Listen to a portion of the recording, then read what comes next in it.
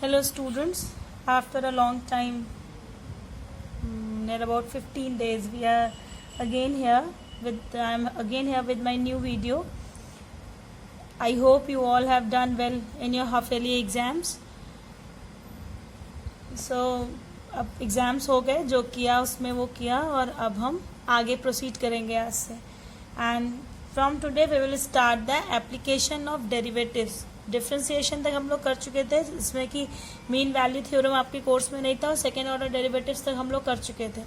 अब हम स्टार्ट करेंगे एप्लीकेशन ऑफ डेरिवेटिव्स. डेरिवेटिव मतलब कि डिफ्रेंसिएशन कोफिशिएंट्स जो हम निकालते हैं उसी को डेरिवेटिव्स कहते हैं.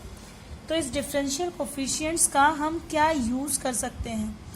So student, there is a wide range of application of derivatives. बहुत सारे एप्लीकेशंस हैं. इंजीनियरिंग में है, इकोनॉमिक्स में है, सोशल सर्विसेज में है, साइंस में है. जब भी आप फिजिक्स में रेट ऑफ चेंज निकालते हैं तो, या अभी आप आगे इंटीग्रल पढ़ेंगे, उसके भी बहुत सारे यूज़ हैं. ठीक है, बहुत इकोनॉमिक्स में इसका बहुत ज़्यादा यूज़ है. जब भी आपको क्या कहते हैं, किसी जगह की इकोनॉमी को स्टडी करना होता है, ठीक है, या डिफरेंट मेजर्स निकालने होते हैं, डिपेंडेंसी निकालनी होती है, कई सारे अलग अलग पैरामीटर्स की एक दूसरे पे डिपेंडेंसी निकालनी होती है, उस सब जगह पे हम डेरिवेटिव्स को यूज़ करते हैं. आप जो भी मैथ्स में पढ़ते हैं, किसी भी सब्जेक्ट में आप जो भी पढ़ते हैं, तो आपको हमेशा ये पता होना चाहिए कि आप क्या पढ़ रहे हैं और आप क्यों पढ़ रहे हैं. ये जो भी आप पढ़ रहे हैं, जैसे आपने डेरिवेटिव्स पढ़ा, डिफरेंशिएशन पढ़ा, उस डिफरेंशिएशन को आप क्यों पढ़ रहे हैं ये जानना बहुत ज़रूरी है. और इंटर लेवल पे आप जो भी मैथमेटिक्स पढ़ते आए हैं अभी तक, उन सब का यूज़ आपको पढ़ाया जाता है. जैसे आपने 9-10 तक स्टैटिस्टिक्स पढ़ी थी, मीन मीडियन मोड निकालना सीखा था, और फर्स्ट ईयर में आपने उस रिजल्ट को एनालाइज करना सीखा कि जो भी हम निकालते हैं मीन मीडियन मोड निकाल के, उससे एक्चुअली हम क्या निकालना चाहते हैं, क्या फाइंड आउट करना चाहते हैं. ऐसे ही अब हम शुरू करेंगे एप्लीकेशन ऑफ डेरिवेटिव्स. डेरिवेटिव्स के एप्लीकेशन, डेरिवेटिव्स के अवकल गुणांक के अनुप्रयोग हम सीखेंगे. आपकी कोर्स में जो है वो आपको एक पढ़ना है rate of change. It is important for small questions. ठीक है, छोटे क्वेश्चंस जो होते हैं, 2 नंबर वाले क्वेश्चंस, 1 नंबर वाले क्वेश्चन, उसके लिए ये बहुत इंपॉर्टेंट है. Then equation of tangent and normal to a curve at a given point.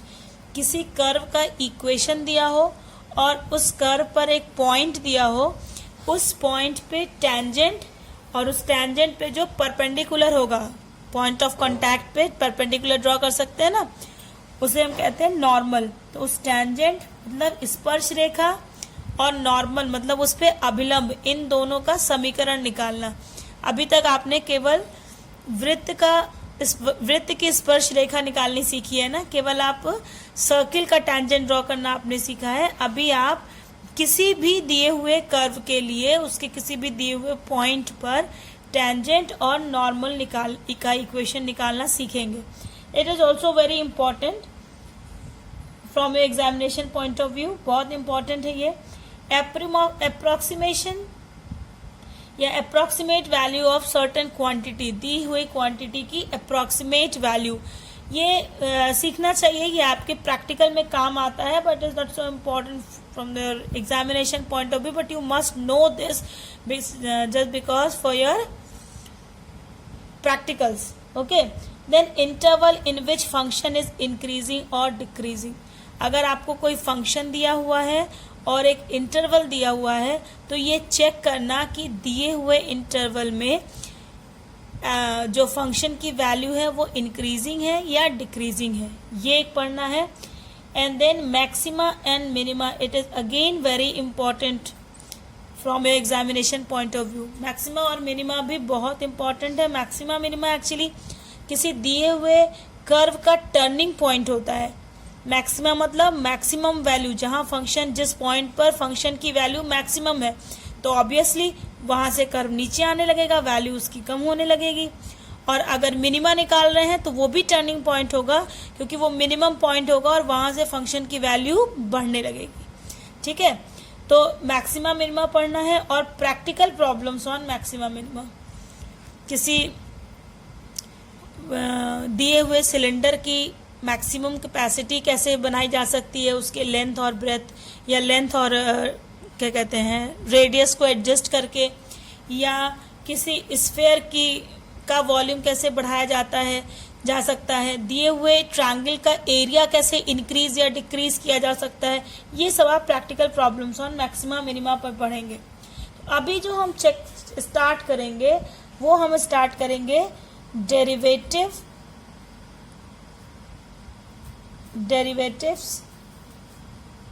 As a rate of change. Rate of change मतलब परिवर्तन की दर। परिवर्तन की दर से क्या मतलब है? परिवर्तन जब भी हमको निकालना होगा तो हम दो चीज का कंपेयर करेंगे ना। जैसे अगर आपको फाइनल पोजीशन पता है, इनिशियल पोजीशन पता है, तो आप फाइनल पोजीशन पता है तो आप बता पाएंगे कि इम्प्रूवमेंट हुआ है या इम्प्रूवमेंट नहीं हुआ है। जैसे सपोज करो किसी के मार्क्स 100 में 40 आए थे पहले, ठीक है, उसके बाद अगले एग्जाम में उसके 100 में 70 आए, तो आप दोनों का कंपेयर करके आप बता सकते हो ना कि बच्चे ने प्रोग्रेस की है। तो इसके लिए आपको पहले मार्क्स भी पता होने चाहिए थे और जो अभी मिला है वो भी। अगर आपको सिर्फ एक मार्क्स बताया जाता कि पिछले एग्जाम में बच्चे को 40 मिला था, तो क्या आप उसके लिए बता पाते कि वो इम्प्रूव कर रहा है कि नहीं? या अभी आपको बताया जाए कि इस एग्जाम में बच्चे को 70 मिला है, तो भी आप किसी कंक्लूजन पे नहीं पहुंच पाएंगे। जब आपको दोनों चीजें पता होंगी ना, तो ही आप उसके कंक्लूजन पे पहुंच पाएंगे। ऐसे ही जब हम रेट मेजर निकालते हैं तो दो वेरिएबल हमारे पास है ना, y is equal to f x. अगर कोई फंक्शन है तो इसमें दो वेरिएबल्स हैं। एक ये क्या वेरिएबल है? इंडिपेंडेंट वेरिएबल, और दूसरा क्या है? y, ये है आपका डिपेंडेंट वेरिएबल, ठीक है। तो हम क्या करते हैं, रेट ऑफ चेंज जब निकालते हैं तो rate of change actually change in dependent variable with respect to change in independent variable, ठीक है। The derivative of a function और dependent variable with regard to the independent variable, ठीक है, can be use as a rate of measure, मतलब rate measure of the function. बात समझ में? मतलब change in y, change in y मतलब dependent variable, ठीक है, dependent variable with respect to x मतलब independent variable. Change in y मतलब dependent variable with regard to और with respect to the x which is independent variable. Actually it is known as the rate measure of the function or rate measure of the dependent variable. अगर हम x है, x में अगर हम small change करके इसे x plus delta x कर दें, ठीक है, तो ये स्मॉल इंक्रीमेंट हुआ डेल्टा x। तो जैसे ही हम x को x प्लस डेल्टा x करेंगे वैसे ही y की वैल्यू में भी चेंज आएगा। सपोज करो y की वैल्यू जो हो गई वो y से बढ़कर y प्लस डेल्टा y हो गई, तो एक्चुअली रेट ऑफ चेंज क्या होगा हमारा? Del y upon del x, ठीक है। यूनिट चेंज क्या होगा कि अगर डेल x चेंज आने पर डेल y चेंज होता है तो यूनिट के लिए क्या हो जाएगा? Del y by del x। वो पढ़ा है ना यूनिटरी मेथड कि अगर 5 पेन का दाम 10 रुपए है तो एक पेन का दाम कितना हो जाएगा? 10/5, 2 रुपीज, है ना। वही वाला है यहाँ पे। तो यूनिट चेंज जो आता है एक्चुअली वो आता है del y by del x। अब अगर हमें इसका एक्चुअल रेट ऑफ चेंज निकालना है तो हम इस पे लिमिट लेते हैं कि limit delta x tends to 0।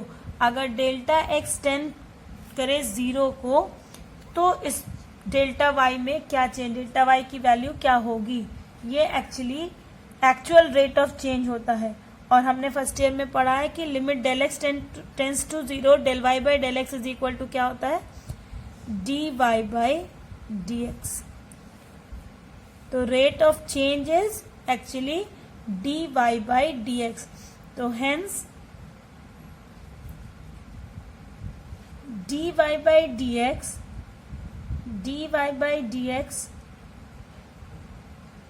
represents the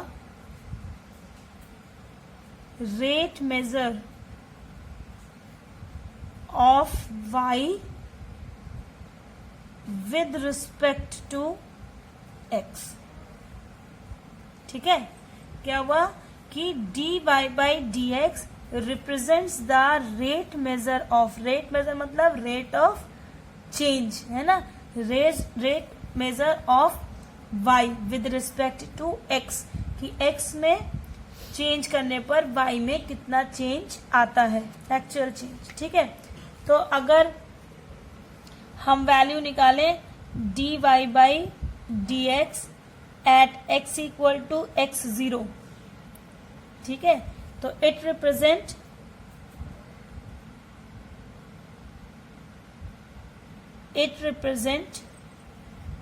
rate of change of y, rate of change of y with respect to x at x equal to x0। ठीक है, rate of change of y with respect to x at x equal to x0। इस पे numerical करके देखते हैं। ये आपको जरूर ध्यान रखना है कि आपका डिपेंडेंट वेरिएबल क्या है और इंडिपेंडेंट वेरिएबल क्या है। So I have a side book in which a question, a very simple question is given कि find the rate of change of the area of a circle with respect to its radius where r is when r equal to 3 centimeter। find the rate of change of area, ठीक है, of a circle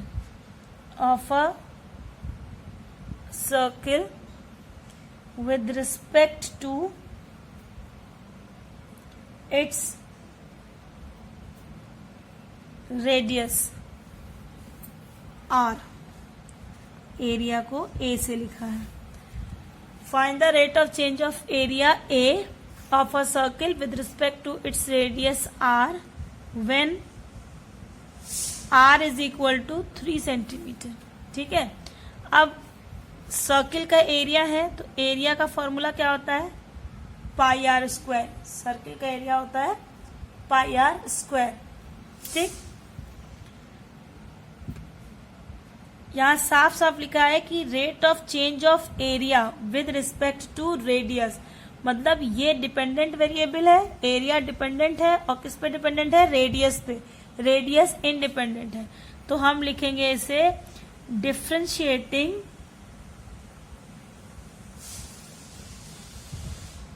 both side with respect to r। तो क्या हो जाएगा, dA by dr is equal to pi constant है तो d by dr of r square, so it is equal to 2 आगे आ जाएगा। आई होप कि आपको फॉर्मूला याद है। सो 2 पाई r, ये आ गया rate of change of area with respect to radius. अब वो कितना कह रहे हैं, निकालना है जब r इक्वल टू 3 सेंटीमीटर हो। अगर r 3 सेंटीमीटर है तो चेंजिंग रेट क्या होगा, तो हम निकालेंगे dA by dr at r equal to 3 centimetre, तो it is equal to 2 pi into r की value 3 is equal to 6 pi. तो rate of change of area है तो इसका यूनिट क्या होना चाहिए, यूनिट होगा सेंटीमीटर स्क्वायर पर सेंटीमीटर, है ना।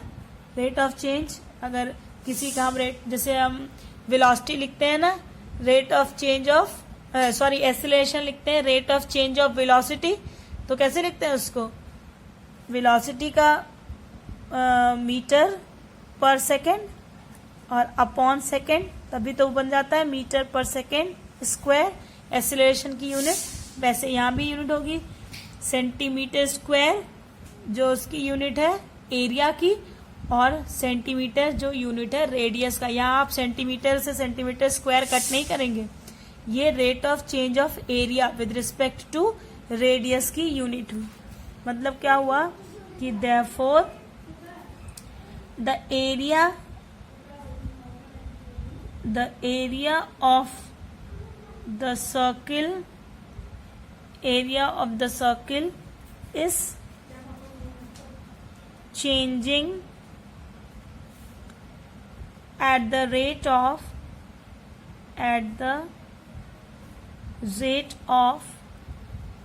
6 pi centimetre square per centimetre. ठीक है, बस ऐसे ही सिंपल से क्वेश्चंस हैं इसमें रेट ऑफ चेंज में। बस आपको क्या डेफिनेट होना है कि क्या चेंज हो रहा है और किसके रिस्पेक्ट में चेंज हो रहा है। ठीक है, जो चेंज हो रहा है वो डिपेंडेंट वेरिएबल और जिसके रिस्पेक्ट में चेंज हो रहा है वो independent variable. We can take one more question. A balloon which always remains spherical has a variable diameter 3/2 × 2x + 3। Variable diameter है, जैसे जैसे x की वैल्यू चेंज होगी डायमीटर बदलेगा। Determine the rate of change of volume with respect to x। अब यहाँ पे dependent क्या है, वॉल्यूम, और किस पे डिपेंड कर रहा है, x पर। तो विद रिस्पेक्ट टू x हमें वॉल्यूम का चेंज निकालना है। ठीक, तो डायमीटर दिया गया, diameter of balloon is given 3/2 × 2x + 3, है ना। 3/2 × 2x + 3 it is given.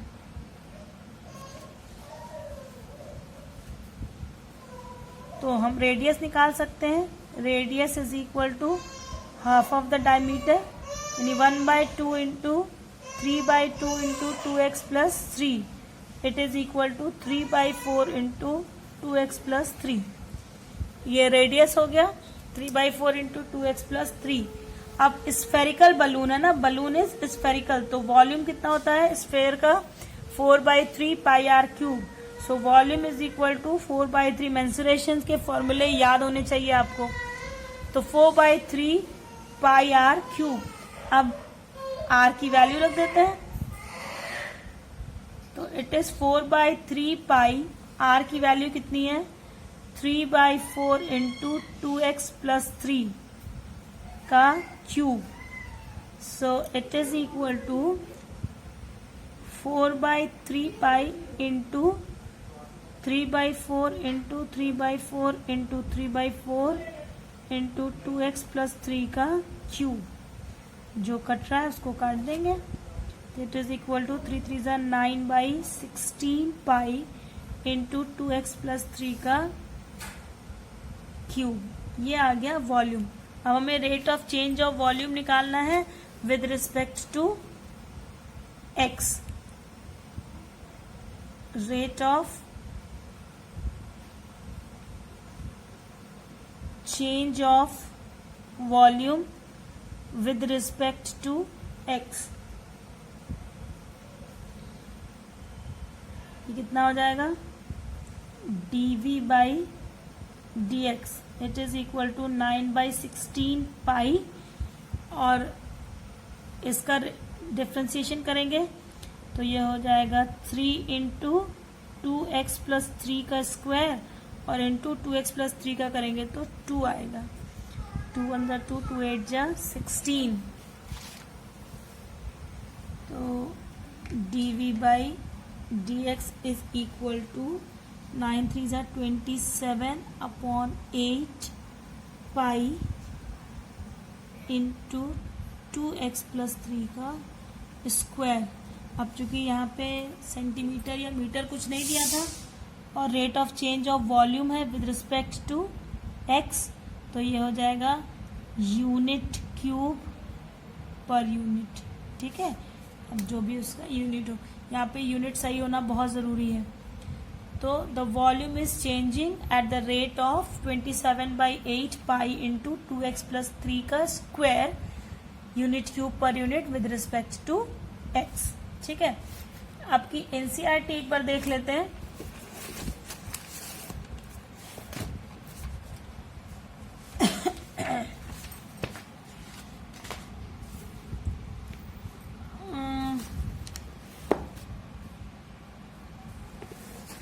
NCERT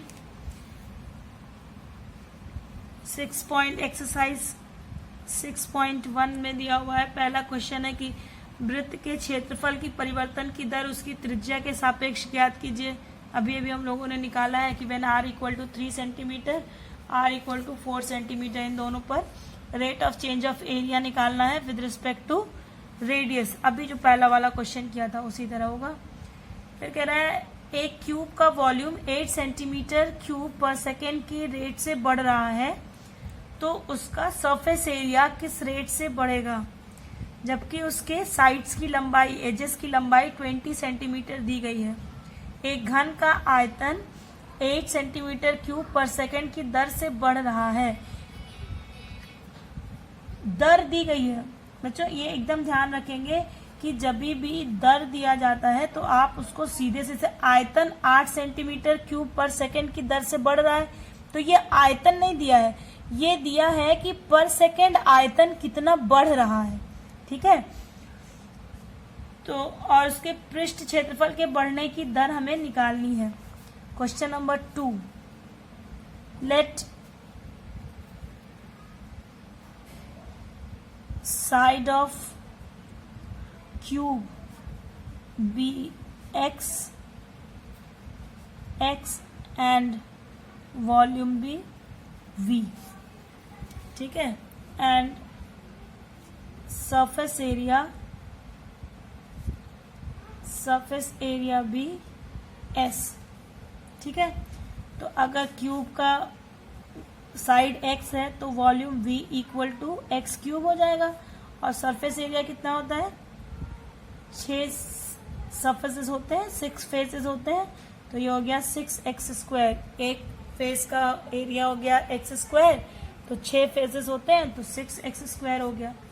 अब दिया है कि volume, rate of change of volume with respect to time dv/dt, घन का आयतन 8 सेंटीमीटर पर क्यूब पर सेकेंड से चेंज हो रहा है, तो dv/dt इज 8 सेंटीमीटर क्यूब पर सेकेंड, मतलब 1 सेकेंड में 8 सेंटीमीटर क्यूब इंक्रीज कर रहा है। वॉल्यूम ये दिया हुआ है, तो हमें पता है कि v equal to x cube होता है, तो अगर हम dv/dt निकालें तो कितना आएगा, 3x²।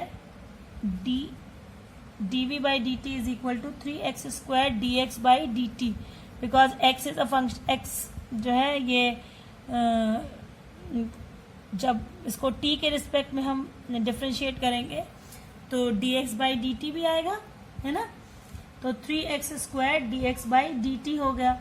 अब यहाँ वैल्यू रखो, dv/dt की वैल्यू हमें पता है कि 8 सेंटीमीटर क्यूब पर सेकेंड है, तो 8 is equal to 3x² dx/dt, तो dx/dt इज इक्वल टू हो गया 8/3x²। क्योंकि वॉल्यूम, किसी क्यूब का वॉल्यूम कैसे बढ़ेगा, जब उसका साइड इंक्रीज करेगा तभी तो उसका वॉल्यूम बढ़ेगा। तो ये जो x क्या था, साइड था, x साइड जो है वो t के रिस्पेक्ट में कितना इंक्रीज कर रहा है, तो पर सेकेंड 8/3x² ये इंक्रीज कर रहा है। अब हमें पता है कि s इक्वल टू कितना होता है, 6x²। अब इसे अगर हम differentiating with respect to t, इसका भी चेंजिंग रेट ऑफ चेंज निकालना है, तो ds बाई dt होगा. It is equal to 6 into 2x dx by dt. तो it is equal to 12x dx by dt. और dx बाई dt की value कितनी है? 12x into d x by d t की value हमने निकाला है 8/3x स्क्वायर. तो 3 1 ज़ा 3, 3 4 ज़ा 12. x से एक x कैंसिल हो गया. 4 8 ज़ा 32, 32/x है ना, 32/x. अब इसमें दिया था कि पृष्ठ का क्षेत्रफल किस दर से बढ़ रहा है जबकि किनारे की लंबाई 12 सेंटीमीटर है. किनारे की लंबाई 12 सेंटीमीटर है, मतलब x इक्वल टू 12 सेंटीमीटर पर. ds by d t at x equal to 12 centimetre. It is equal to 32/12. It is equal to 8/3 centimetre square per second. अगर x इक्वल टू 12 सेंटीमीटर है तो पृष्ठ के परिवर्तन की दर क्या होगी? 8/3 सेंटीमीटर स्क्वायर पर सेकेंड की दर से ये चेंज होगा. ठीक है, इस तरह से आप आगे के क्वेश्चंस कीजिएगा और जो भी डाउट हो वो मुझसे पूछिएगा. आई होप कि आपको ये वीडियो समझ में आया है. अगर कहीं कंफ्यूजन है तो आप मुझे फिर से पूछ सकते हैं. ठीक है, बस आपको क्या याद रखना है कि रेट मेजर क्या होता है या रेट ऑफ चेंज क्या होता है किसी फंक्शन का, कि change in dependent variable with respect to independent variable.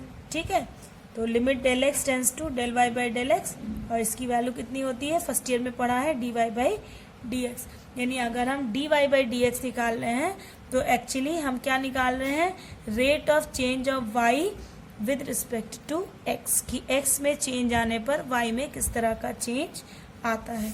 अब एक्सरसाइज 6.1 आप कीजिएगा और इसमें कोई प्रॉब्लम है या आपके पास जो भी साइड बुक है उसमें कोई प्रॉब्लम है, you can ask me. Okay, till then be safe, keep on practising, and thank you so much for your lovely wishes and videos and all your efforts you have done to feel us special on our Teachers Day. It is a unique way. You all have celebrated the Teachers Day in a unique way and we feel very proud of you all. और आप सभी से बहुत बहुत ज़्यादा अच्छा effort किया, बहुत यूनिक वे में टीचर्स डे को सेलिब्रेट किया. और शायद हम बहुत मिस करते इसको अगर आप लोगों ने इतना एफर्ट नहीं किया होता. So you all are very talented and we feel very proud on all of you. So keep on shining. Goodbye.